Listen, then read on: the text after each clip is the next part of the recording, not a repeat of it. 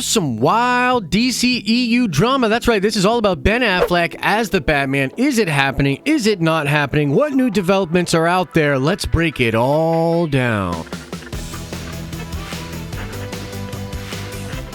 What's up, everybody? It's Josh. Welcome back to the channel. Smash that like button and let's get right into this video. I have become entangled with some DCEU drama of the most crazy degree. This all began with a video I made talking about a scoop from Taylor from The Cultured Nerd. In that video, I explained that Taylor was reporting that Ben Affleck had actually signed a new contract to be Batman again. The next thing that happened in this crazy story was Hollywood Insider reporter Humberto Gonzalez reached out to me in several of our comment sections on our videos, and then I actually spoke with him a little bit on Twitter. He told me a lot of this stuff was false and then went on a Twitter storm explaining and debunking all of these reports that were out there. One of them being Taylor's scoop about Ben Affleck coming back as Batman. And then after that, Matthew from the Lightcast podcast, which was the podcast I originally saw Taylor from The Cultured Nerd again spill the tea about Ben Affleck's contract. Yeah, Matthew reached out to me and I actually sat down and had a conversation with him. Now, in this call, essentially Matthew was assuring me that Taylor had actual sources, that he was 100% correct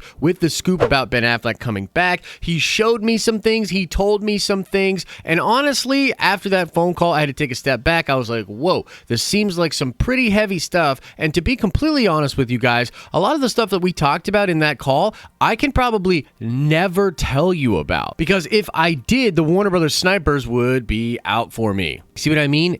Entanglement. We're entangled. And the next crazy thing that happened was I actually had both Taylor and Matthew on the morning stream over on the live streaming channel, and I'm going to link that below. You should definitely go check it out, especially if you're interested in the most recent drama with Taylor showing some photographs on stream to sort of prove that he had sources, and then those photographs themselves were debunked by a lot of people online. Taylor has an explanation for that, but I'm going to save that for over there on the live stream. You should go check it out if you're interested. Now, before I go any further, let me explain a couple of different things here. I do not want to downplay the craziness of this information. I have never in my life before had this many people this fired up about me talking about someone else's scoop. Let me remind you, this scoop does not come from me. It does not come from Matthew on the Lightcast podcast. This scoop comes from Taylor Murphy from The Cultured Nerd. And people are pissed. They're pissed about this report, and to be honest with you, the degree to which people are pissed is a little bit baffling to me. I think it means something.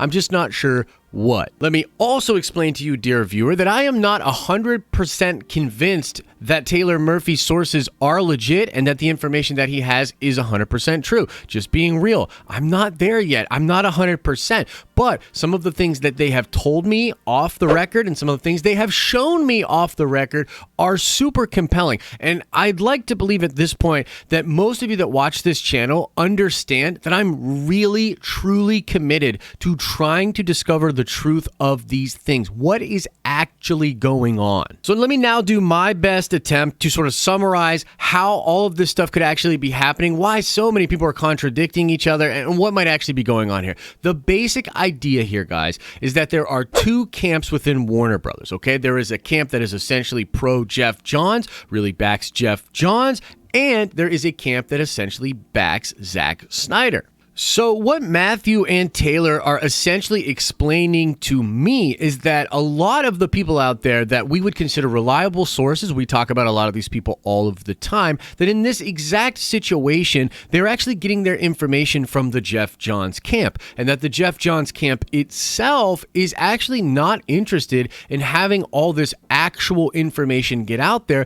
because they majorly want to downplay the Snyder Cut. So this is the explanation from these two dudes over here as to why they are hearing and very confident in the fact that Ben Affleck will come back and be Batman in more projects, and many of the other mostly reliable sources, reporters, and websites out there are contradicting that, and they're pretty pissed off about it. And I'm just going to be real with you guys. The reason I buy into what Taylor and Matt are saying at all is because of the Snyder Cut. How many of the classically correct people out there that report on these types of of things were wrong about the Snyder Cut. The reason they were wrong is because they were getting their information from people that didn't think that would ever happen. Look, we don't know for sure what's going on in all these different conversations, but my understanding of it is that they're likely being told from sources, no, it's not happening. You have to then ask, what would make a source that has accurate information tell what they know in a way that would let the reporters and these website owners report on this being very definitively against the Snyder Cut happening? Well, I'm not sure, but I do know that the Snyder Cut is totally real and that AT&T essentially came in there and completely changed the game. And from the very beginning of this whole ordeal, the moment the Snyder Cut actually came out and was announced, I told all of you, whatever we think we know about how the Hollywood process normally goes, what is going to be happening with Warner Brothers in the future, dude, the whole game has changed. We do not know what is actually going to be happening now because AT&T came in and changed things quite literally. And so now let me address some of the big counter arguments out there. A lot of people are like, no way Ben Affleck's coming back as Batman. One of the big counter arguments is that his alcoholism and the crazy stuff that he had to go through is connected to the Batman role. And therefore, he would never go back to the Batman role because it is associated with this really dark time in his life and this horrible thing. Now, look, could that be true? It could be true. But what I continue to tell to even the very good friends of mine that are scoopers that reach out to me about this is that that is not evidence. That's period.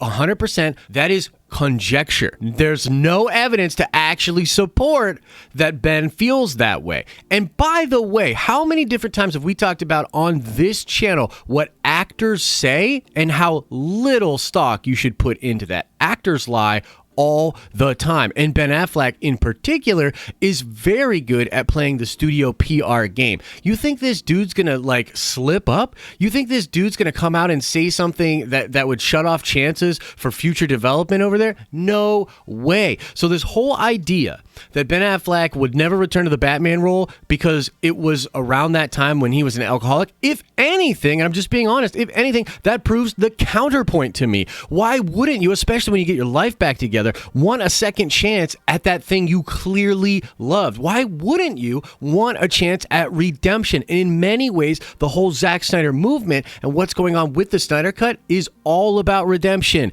for a lot of these different people. I just find that argument not convincing. The other big counterpoint that I hear is that clearly DC is going in the direction of Robert Pattinson's Batman, and they would never do anything to diminish that and what the focus of that would be for Warner Brothers. Mainly the argument here is, look, they just announced this Gotham PD show. Obviously, they're very invested in Pattinson's The Batman. They don't even want Ben Affleck back. They're interested in this dude. And this is like a whole issue that I see just so much dissonance out there. It's insane the amount of dissonance that I see with this particular topic. Guys, do you not understand that the Snyder Cut changed the game? Do you not understand that hashtag release the Snyder Cut was the most used hashtag for a Warner Brothers movie ever, and it was for a movie that never was released? Do you not understand that by every imaginable metric, the Snyder Cut will be a smash success next year, and even if it isn't, AT&T will act like it is?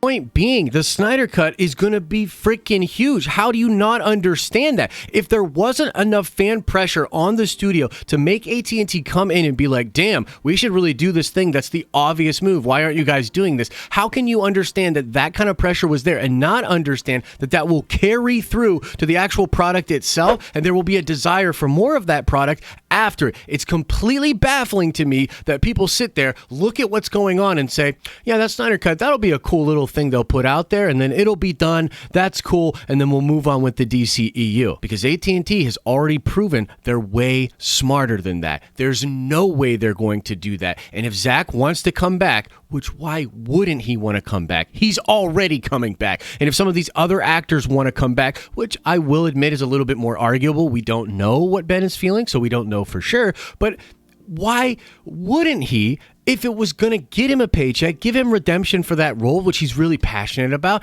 and help out one of his good friends and be a part of that big movement. The thing over there, like, I just don't understand how people can say, well, they're not going to do any more Snyder Cut after this. That is insanity. Now, again, let me just say again, I don't know if Taylor's being 100% honest here. I just don't. I don't know the guy. I tend to believe him, and it would be foolish of me to not admit that, of course, there's personal bias here. I like Ben Affleck as Batman. I'm pumped about the Snyder Cut. I want this to continue. So, of course, I'm biased in that regard, but I'm trying to be as objective as I possibly can here.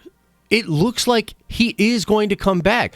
And just because he comes back doesn't mean that Pattinson has to go away. The multiverse is now the explanation. We can have all kinds of Batman. I mean, we're going to have Keaton and we're going to have Robert Pattinson. That doesn't seem to be a problem. So why is one more Batman a problem in that scenario? I really don't get it. But that is the report. That is the tea and the drama. I leave it to you, good people of the internet. Let me know in the comments section. What do you think about this scoop? You think Taylor and the culture nerd is right? You think they're 100% wrong? Where do you stand on this? And what do you think's going to happen with Ben Affleck as Batman? Let us know in the comment section below. And now let's shout out Zach Goobler. Yes, indeed, Ron Howard is related to Bryce Dallas Howard. And now let's ask another nerd card question before we get out of here. I want to know, what movie did Ben Affleck actually dress up as Superman in? Answer that question in the comment section below. A reminder to all you nerd vengers out there that tomorrow, July 15th at 8 p.m. Eastern Standard Time, another episode of the Nerd Card Showdown takes place. It's gonna be epic. You better be there. As I always say, I hope you're having an awesome and a nerdy day, and I'll see you